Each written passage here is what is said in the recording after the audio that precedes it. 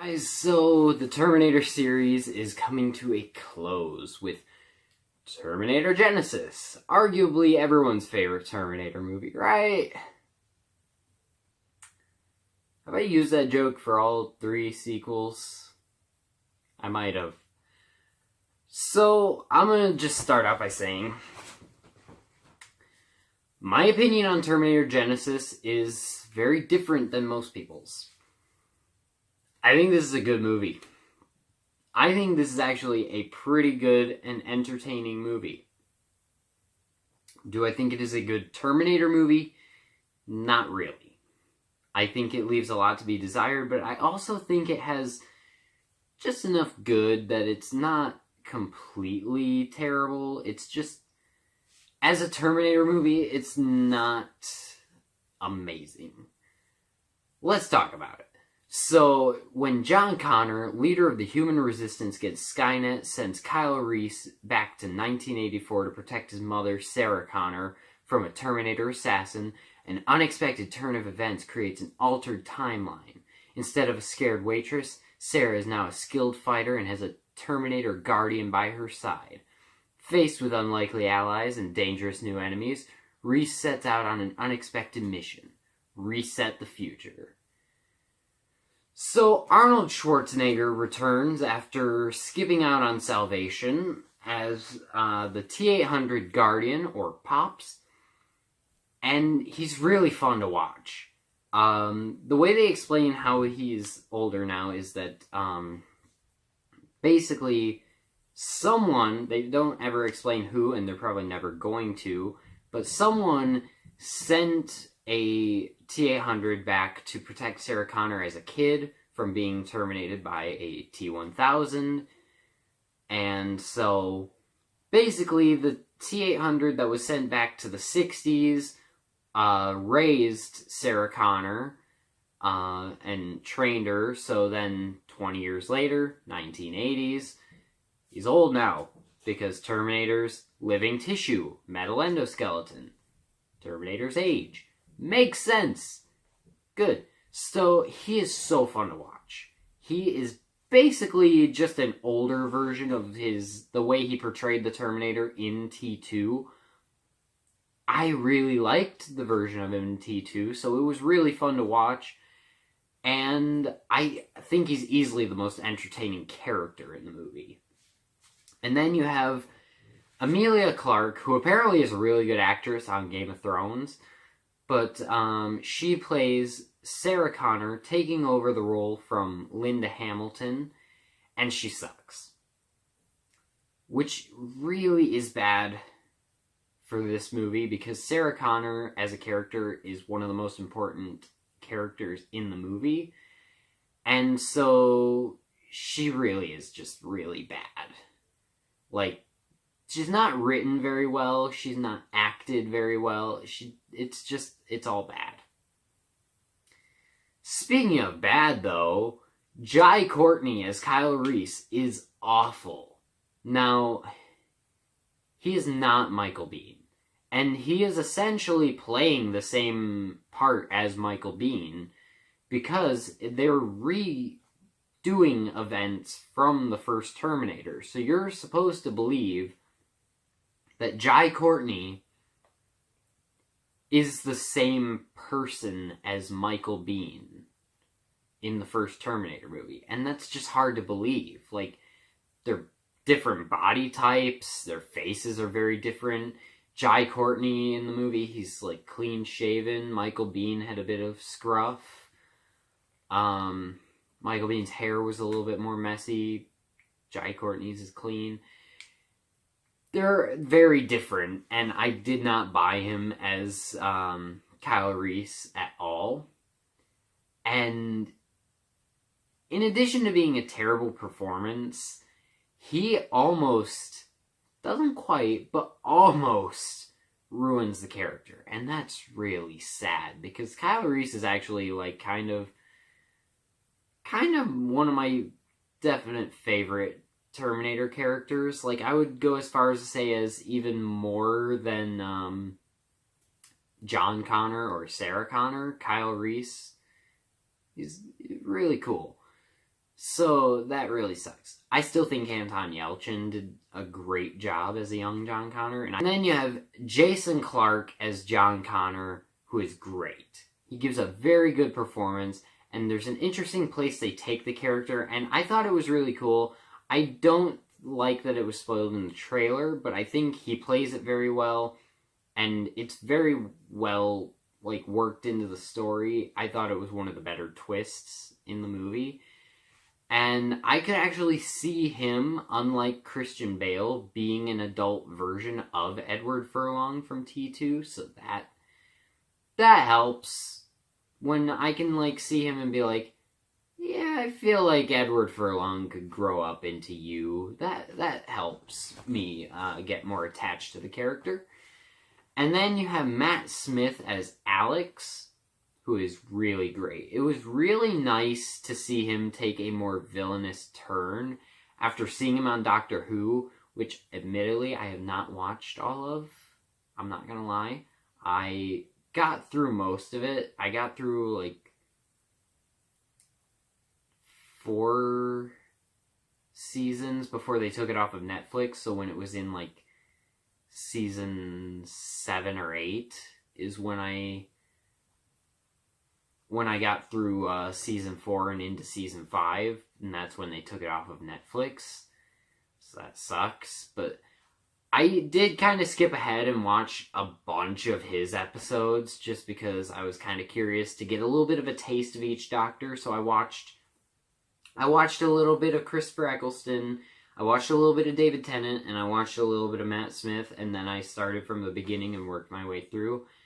And honestly, I love David Tennant, but Matt Smith was really great as the Doctor.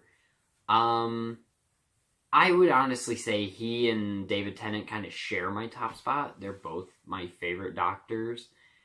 And so, yeah.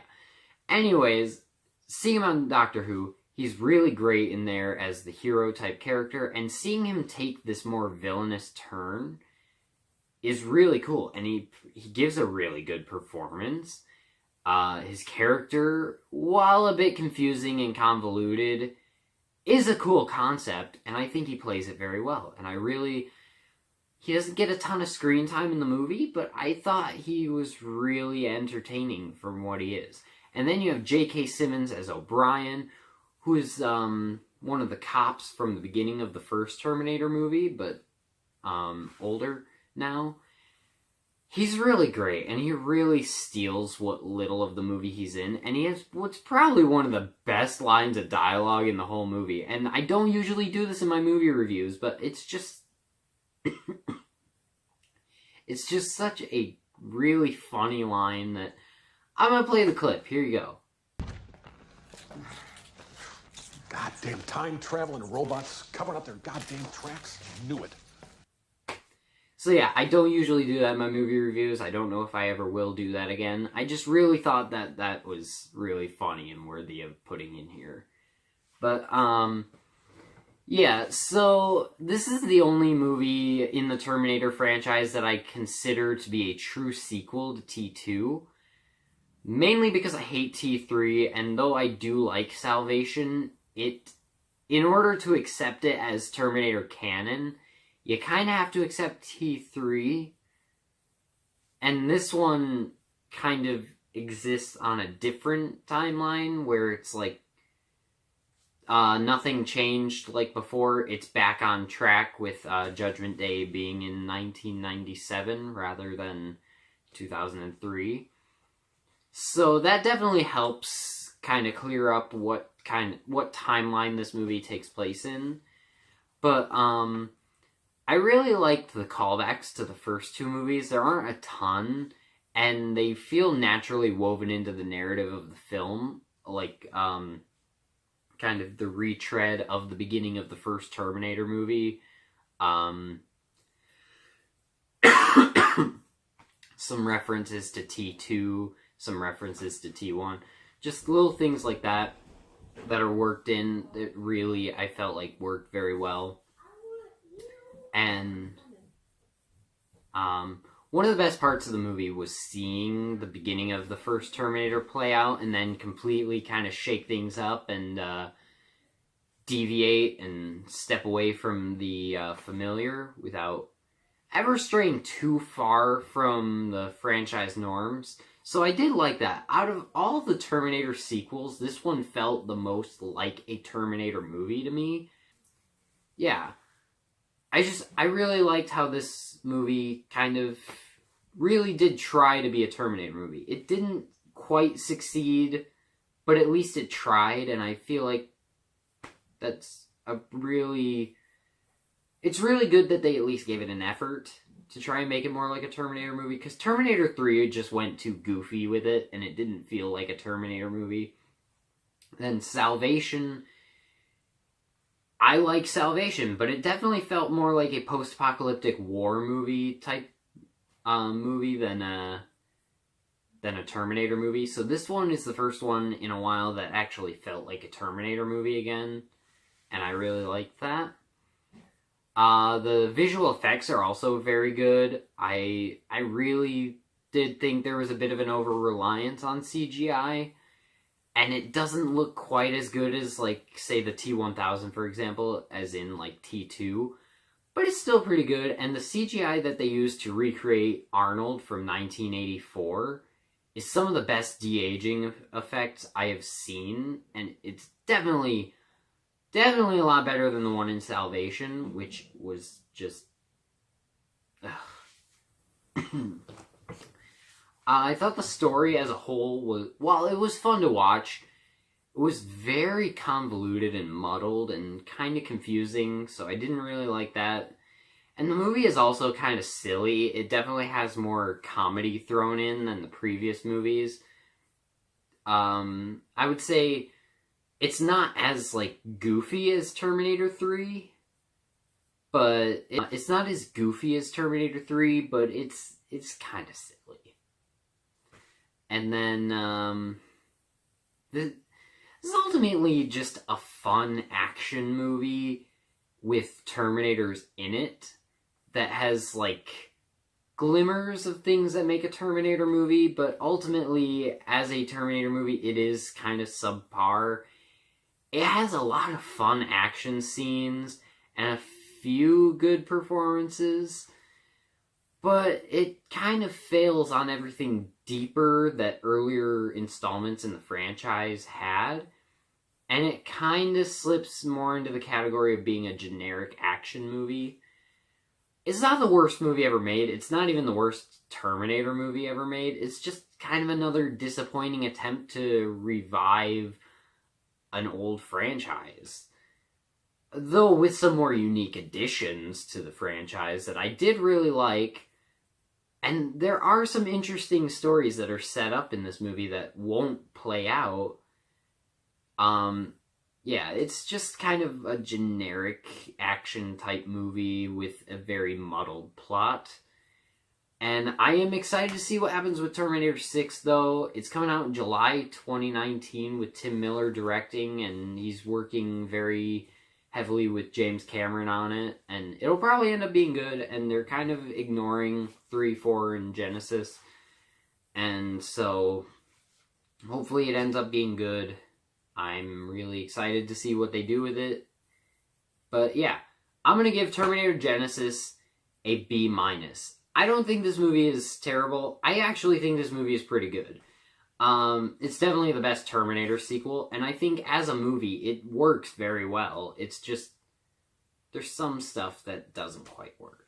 But I really had a fun time watching this movie, and I would recommend it if you are a fan of Terminator, just because I think out of all the sequels, it feels the most like a Terminator movie. So yeah, thank you guys for watching this video. Let me know in the comments what you think of Terminator Genisys if you've seen it, and I will talk to you in the next video.